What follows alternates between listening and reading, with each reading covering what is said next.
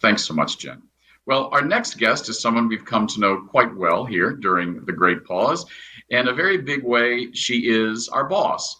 But I like the way an article described her last year in the San Francisco Business Times, visionary entrepreneur. Please welcome to the show, Anita Casalina. Anita, how are you? Oh, I'm good. Thank you for that nice introduction. I never thought of Well, it, myself as the boss. Well, I mean, we're here because of you. I mean, in the last 2 months, we have all, as I say, gone from feeling like we've been knocked to the curb to realizing, well, we're still in one piece, and now beginning to step up and step into the world. And because of you, this show, The Great Pause, exists. So, on behalf of San Franciscans and everyone who's watching this show who's learned from it, thank you, Anita. I really mean that sincerely. You are so welcome. This has been a real pleasure for me to be involved in this show and to hold the space for this show to take place. I've just loved it, and I've watched it grow, and I've watched the audience build and seen how many people want to watch this. So it's been a real joy for me. So before we get into talking about Earth 2.0, for those who don't know what Beyond Pix is, beyond seeing the logo at the beginning and the end of our show, give us a little synopsis of Beyond Pix's history and how you came to be sitting in the director's chair, as it were. Well, Beyond Pix is a long established company here in San Francisco, 27 years old. And I was a client here and I loved it. I felt like it was a big family. And then I watched it go from big family to small family and start to struggle financially.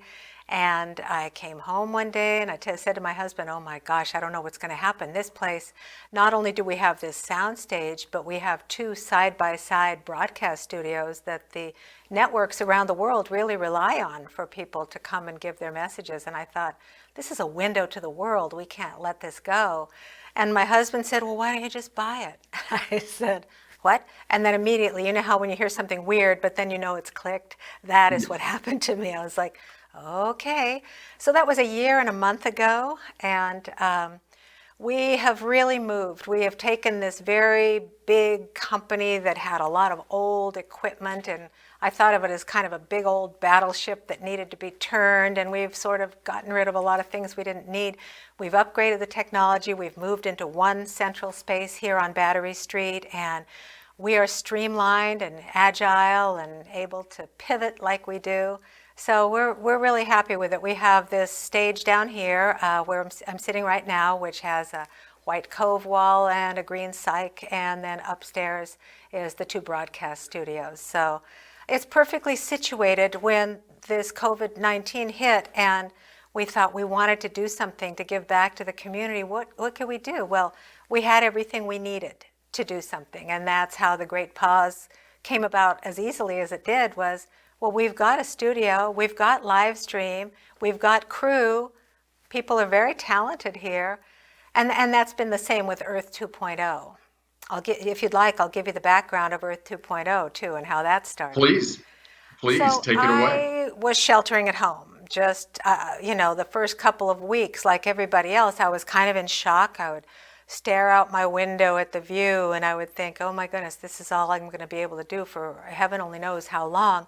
And I went from being just kind of freaked out and not able to think clearly to all of a sudden realizing there were a lot of events that led up to this, that, we've been dealing with climate change for a long time. There's this huge ocean floating island of plastic, in the Pacific Ocean. There's air that is too dirty to breathe in some places. And I thought, there is something we need to think about. As I saw the headlines of the air clearing and people being able to see mountains that they hadn't seen in generations, I thought, how can we keep from going back to where we were?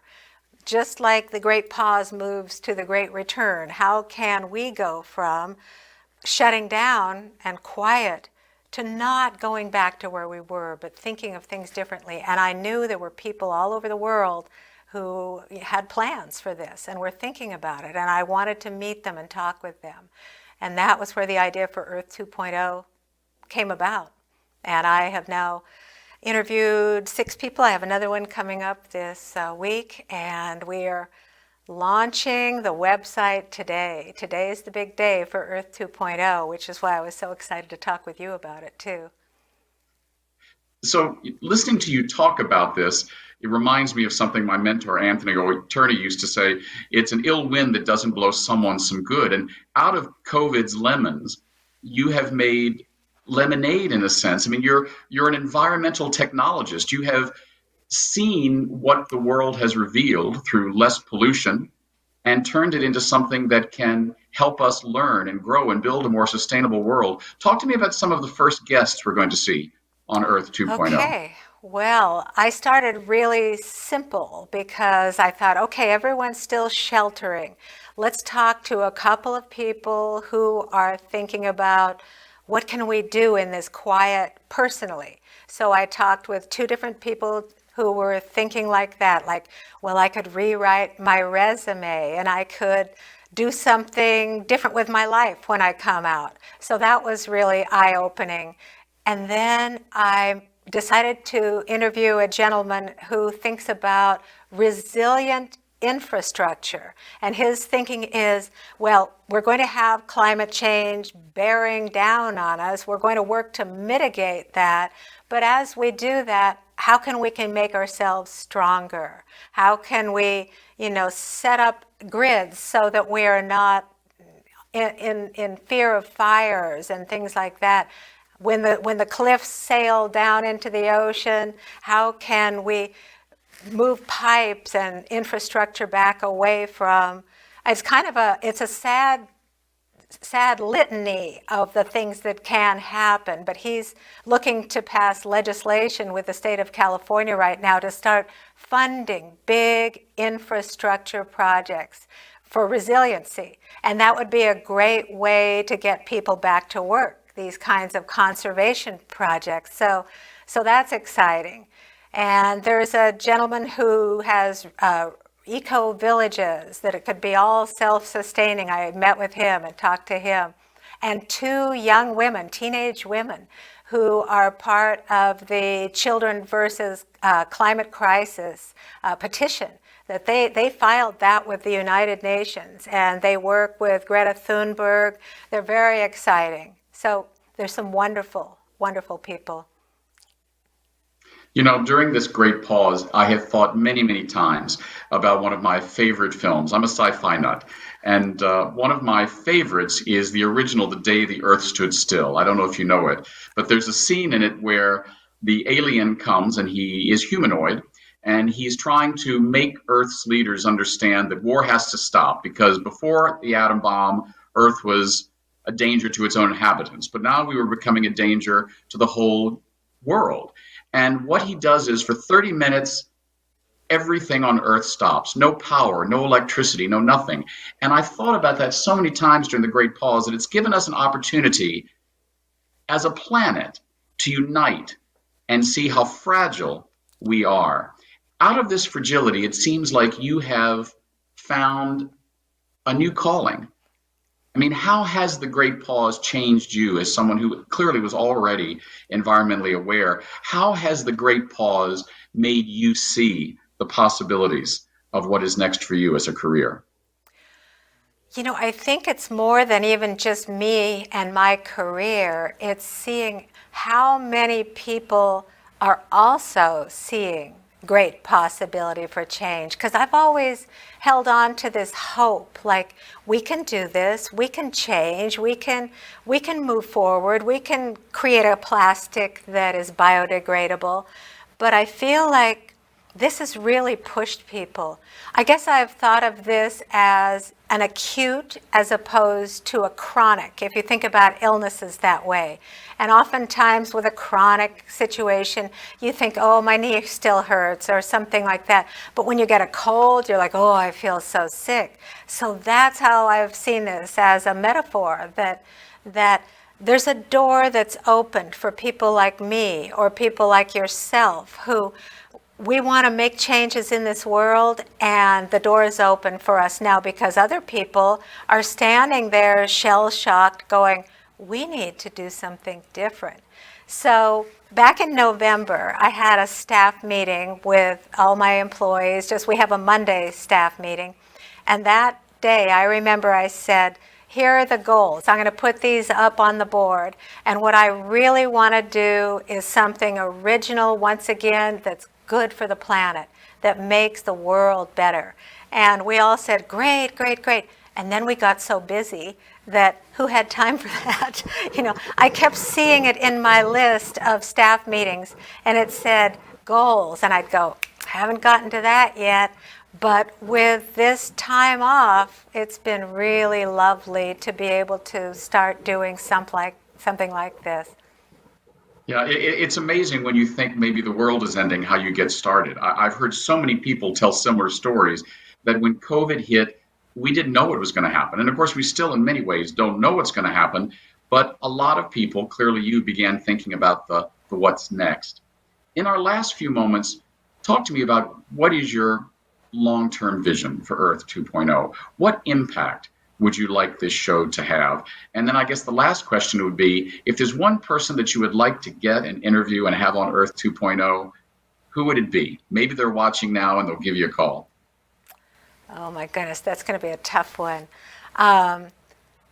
What I'd like for this show to do is reach enough people to show that look at all these amazing ideas that are happening around the planet. Look how many smart, smart people there are. I think that would give people hope, because one of the things that happens is people feel hopeless.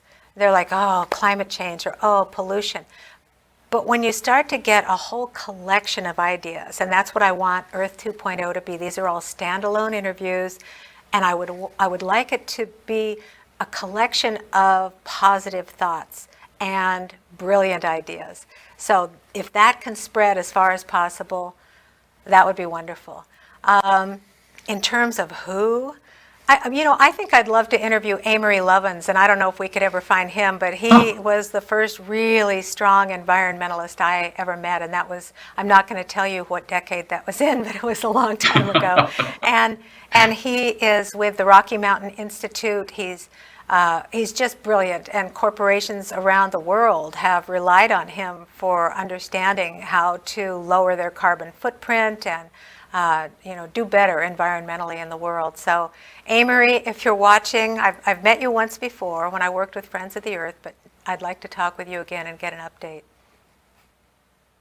Thank you so much, Anita. Any closing thoughts for our audience? I'm sorry. Tell me one more time, David. That's right. Thank you so much, Anita. Any There's closing no thoughts sound. for our audience? I have to learn to be a lip reader here, you guys. I know. Is it back? That's back now. Let's start There we again go. as if we That's did a right. lovely dissolve back to the two shot. There you go. Thanks so much, Anita. Do you have any closing thoughts for the audience today as we end the great pause and hopefully head into the great sustainable return? What I would say is that it's really important that each of us feels empowered, that we can each make a difference, because if all of us do this, it can happen. So each of us matters. Thank you so much, Anita. You're an inspiration, and it's been a great joy working with you on the Great Pause. I look forward to the great return. Thanks so much. Me too, David. Thank you. Jen, back to you.